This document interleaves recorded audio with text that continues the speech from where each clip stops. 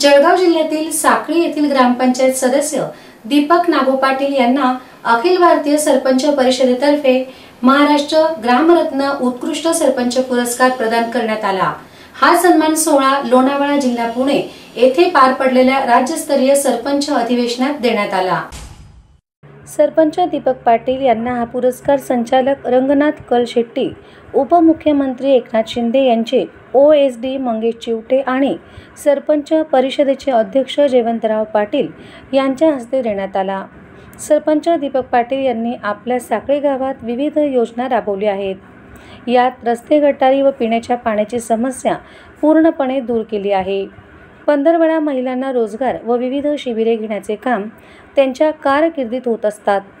तसेच विद्यार्थ्यांसाठी अभ्यासाची सोय म्हणून भाडे तत्वावर खोली घेऊन तेथे वाचनालयाची तात्पुरती सोय देखील करण्यात आली आहे। गावातील नागरिकांच्या आरोग्यासाठी आरोग्य शिबिरे हे नेहमी घेतली जाते।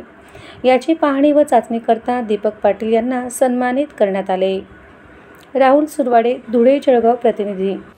नुकताच मला दिनांक 27 तारखेला अखिल भारतीय सरपंच परिषदेकडून उत्कृष्ट ग्रामरत्न सरपंच पुरस्कार मिळाला। हा पुरस्कार मला लोणावळा जिल्हा पुणे येथे एका रिसॉर्टमध्ये 2 दिवसीय सरपंच परिषदेमध्ये मला प्रदान करण्यात आला। या पुरस्काराचं स्वरूप सन्मान चिन्ह, रुमाल आणि मोत्यांची माळ असं होतं।